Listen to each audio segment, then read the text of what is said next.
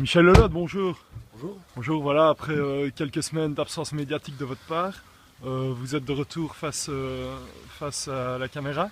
Alors, Michel, pourquoi une prise de distance comme ça de plusieurs semaines? Pas de prise de distance. Notre journaliste attitré qui s'était engagé avec nous début d'année a préféré se lancer dans le basket, donc il est rarement là. Et on essaie d'en profiter quand il est là, mais c'est un peu dommageable qu'il ne soit là qu'une semaine sur 6. Voilà, on est sur le plan sportif, bah, évidemment, de l'eau a coulé sous les ponts. Charna a connu une période très faste avec un nombre incalculable de victoires. Une période ici un peu plus creuse avec la semaine dernière une défaite à Cornès qui était quand même le leader de la série. Et aujourd'hui, un bon point de prix chez le deuxième, Warsage. Qu'est-ce que vous pouvez nous dire sur le match d'aujourd'hui? La première chose que je vais dire, c'est que Warsage n'est pas deuxième mais troisième. Et par rapport au reste, c'est vrai que l'année 2015 a été difficile, mais le calendrier n'était pas facile pour nous, hein. On va chez les premiers la semaine passée, ici on va chez les troisièmes. Je pense que la semaine prochaine on reçoit Banneux qui est plus ou moins à égalité de points avec nous. Donc c'est un calendrier très difficile. Ici on revient de loin. On est mené 3 à la 75e et finalement on revient à 3-3 grâce au jusqu'au boutisme de nos joueurs. Et j'en suis plutôt fier.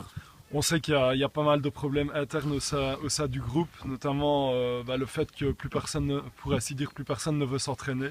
Vous devez annuler les entraînements. Est-ce que vous trouvez ça normal quand on joue à un niveau semi-professionnel comme la 4e provinciale? C'est absolument scandaleux, hein. Quand on regarde en août, on était entre 14 et 16 à l'entraînement. Une fois que l'hiver est arrivé, et enfin, depuis que l'hiver est là, quand on est au complet, on est 6. C'est pour vous dire. Donc, moi, en tant que délégué, ça n'a pas vraiment de conséquences sur moi, mais je pense au coach Anthony qui prépare ses entraînements dès le début de semaine et qui 3 fois sur 4 doit annuler l'entraînement parce qu'il n'y a personne. Bon, à côté de ça, on se plaît bien pour aller boire un verre à la taverne le mercredi soir, ils sont là, mais bizarrement, à 19h30, ils ne sont pas sur le terrain. Vos joueurs sont-ils un peu douillés?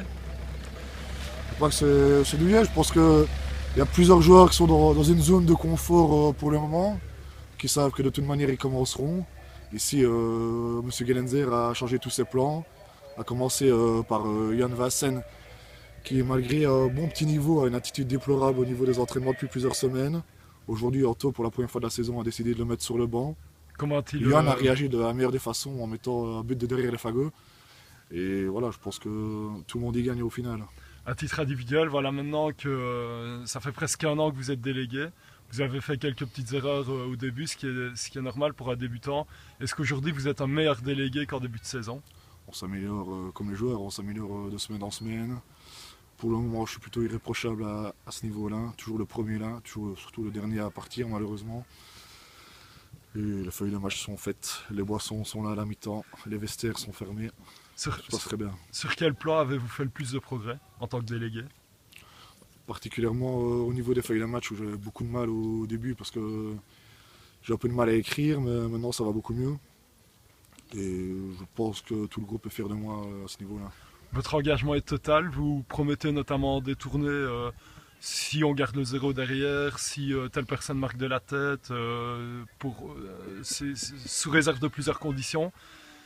C'est vraiment pour motiver les troupes que vous faites ça, en espérant les quand on a un dynamiser. groupe d'alcooliques et de gays d'ailleurs comme le nôtre, on est obligé de trouver des astuces pour les motiver. Donc effectivement, je leur promets souvent un verre ou l'autre si on gagne ou si on garde le 0 derrière.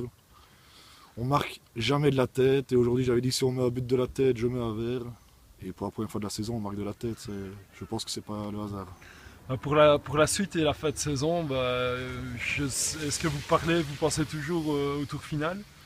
Non, Ça je va pense que devenir difficile. maintenant ça ne va pas être difficile. Je pense que mathématiquement on pourra tout à fait jouer. Mais on est tributaire. Voilà nos supporters qui s'en vont.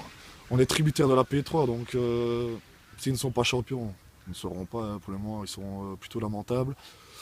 On ne pourra pas jouer le tour final, donc voilà, on va jouer la fin de saison en roue libre. L'objectif, comme on l'a dit à la trêve, c'était le top 3. Ça va être très difficile à arracher parce que, comme on a pu le voir aujourd'hui, Warsage est très fort. Rochat et Cornès sont inaccessibles. Donc voilà, top 3, gros objectif. Mais je crois que si on est dans le top 5 en fin de saison, là, comme disait Serge Kessel, la saison sera réussite. Il y a un autre thème que j'aurais voulu aborder avec vous, c'est le cas Florent Godefroy. Florent Godefroy qui a clairement été mis à l'écart du groupe depuis qu'il travaille à Bruxelles. On a un cas un peu similaire à Blény, en P3 à Blény avec Yannick Gombozo qui est toute la semaine à Paris, qui ne s'entraîne donc pas et qui est titulaire indiscutable et capitaine de la 3e provinciale blénitoise. Pourquoi est-ce que cette recette ne pourrait pas s'appliquer à Florent Godefroy? Parce que la comparaison n'a pas lieu d'être. Yannick Gombozo est un pur talent du football liégeois. Il n'a plus rien à prouver, tandis que Florent, malgré son statut de joueur de P4, reste un minable joueur de réserve qui déjà avec les entraînements n'a pas le niveau. Alors si en plus il ne s'entraîne pas, il faut arrêter. C'est une bonne connaissance à moi, mais moi je suis derrière le coach à ce niveau-là. Vous réglez vos comptes ici face caméra avec Florent Godefroy? Vous avez un problème avec lui? Je lui ai dit ma façon de penser hier soir autour d'une bonne bouteille de rhum. À l'acte 6? À l'acte 6. Mais voilà, il sait bien ma façon de penser. Ça reste un très bon ami, mais un très mauvais footballeur. Michel, la semaine prochaine, on joue Je pense qu'on reçoit Banneux, il faudra que je vérifie. dimanche après-midi? Dimanche après-midi. Et c'est une équipe qui est très difficile à cerner parce qu'ils ont un énorme maillot en P2, donc il y a souvent les excédents qui viennent renforcer la P4 et qui font qu'on ne sait pas sur quoi on va tomber et que pour l'entraîneur c'est difficile de prévoir un schéma tactique pour les contrer parce qu'on ne sait pas quels joueurs seront là. Pensez-vous que le fabuleux TD15 sera de la partie? Je ne pense pas. Je pense qu'il a le niveau P2 et qu'il sera avec la P2 la semaine prochaine. Merci Michel, on se revoit la semaine prochaine. Je l'espère. Autour d'une petite prière. Pourquoi pas.